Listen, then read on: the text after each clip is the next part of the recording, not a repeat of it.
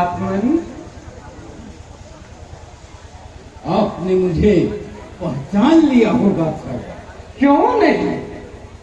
भला आपको पहचानने में मेरी आंखें धोखा नहीं खा सकती। आप ही तो उस दिन दरबार में आए थे। शाबाश कविराज, अनाथ निरंजन की कृपा। मगर परिचय के बाद मेरे आने का कारण आपने न पूछा। मैं समझता हूँ आप जैसे महात्मा रंगते ही रहते हैं, फिर पूछने रिश्ता क्यों कर? मैं एक विशेष कार्य से आपसे मिलने आया हूँ।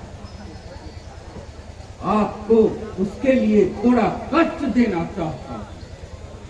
यथा संभव मैं तैयार हो सकूंगा, लेकिन कारण क्या है वह जानने के बाद। आप भर्तृहरि के दरबारी कवि है ना? हाँ महाराज। आपकी कविता किस विशेषण से संबंधित रहती है? वह तो नारियों के हाव भाव एवं प्रेम रस और श्रृंगारी पर आधारित होते हैं। ऐसा क्यों? तत्व ज्ञान का प्रदर्शन क्यों नहीं करते? इसलिए कि इस गान का इस दरबार में कोई कीमत नहीं है। तो आप भी किसी कामी पुरुष से कम नहीं है। कामोत्प्रेरण का विसर्जन कर मदोन्मत्त भोजन कार्य करते हैं, जिससे मानवोचित नैसर्गिकता का पतन होता है और उसमें मदनेच्छा से पीड़ित हो अपने कर्तव्य मार्ग से ही भटक जाते हैं। आप अपनी विद्युता का सही उपयोग नहीं करते, अतः आपको भी इसका दंड मिलेगा। वास्तव में आप मानवता के परम शत्रु हैं। क्षमा करें महात्मन, मात्र उदर पालन हित ही ऐसी रचना करने को मैं बाध्य हूँ। हमारे महाराज को नारियों की निंदा जरा भी अपेक्षित नहीं। इसी से तो कहा है आप और आपके मृग दोनों नगर नायक होकर भी प्रजाओं से प्रतिभ्रष्ट कर रहे हैं, जिसने उधर भरने के लिए धर्म को धकेल कर पीछे कर दिया।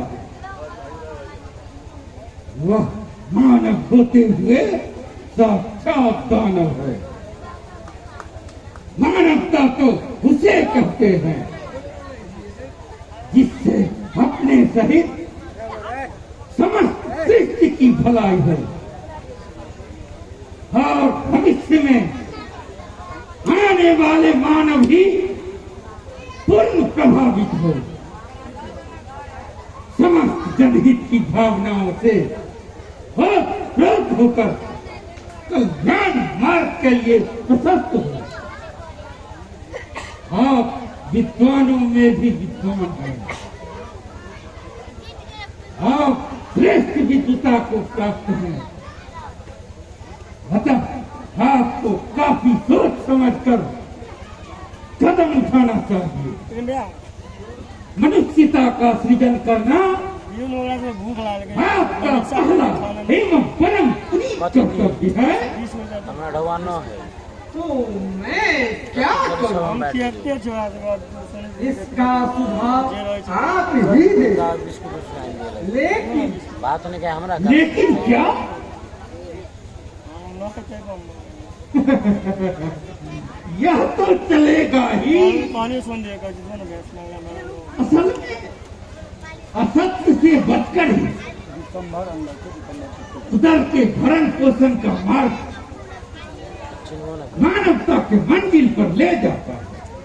हमारे घर ढोला इस सब से चलने पर बहुत देखने में खाना नहीं खाता है देर तो अवश्य लगेगा, बच्चा वाला दिक्कत लेकिन शांति तो पहले ही मिल जाएगा। आप कितना भी क्यों नहीं टका सकते नहीं खाते और वे दुख पाने से घबराते नहीं खाता है तो ज़्यादा पेट में तथा सुख पाने से पिछलाते नहीं। सर ये उच्च लेवल इसलिए आप उधर चिंता छोड़कर खामोश प्रेरण से बचिए है कि रेडियो रखने के लिए और बचाइए। 50वां साल है नारी के साथ अवगुणों का चरित्र चित्रण अपनी कर्ता में करके भरे दरबार में सुनाइए। अब तो मैं बेमौत मारा जाऊंगा। यह कार्य मुझसे संभव नहीं है। क्यों संभव क्यों नहीं है? वह इसलिए कि नरेश यदि आक्रोशित हो गए तो जीवन दुभर हो जाए। परिवार में पत्नी है, बच्चे हैं, सबका भरण पोषण बंद और मुझे दर दर का भिखारी बनना। अतः मैं इसके अभिमुख होना नहीं चाहता। तब तुम्हें इसका दंड मिलेगा जिससे तुम और तुम्हारे पारिवारिक सदस्य कभी भी सुख प्राप्त नहीं कर पाओगे। भूख और दरिद्रता से तरफ तरफ कर मरोगे, तरफ तरफ कर मरोगे। तुम अपने भाग्य को कोसोगे, सर्पों के संकट में पड़कर सपनों में सुख ना देखोगे। दिल छटपट करके बीतेगी, कभी नहीं सुख देखोगे। बस बस ऐसा न कहे महात्मा। मैं ऐसा करने को तैयार हूं। तो अच्छी बात है। अब क्या सोचने लगे?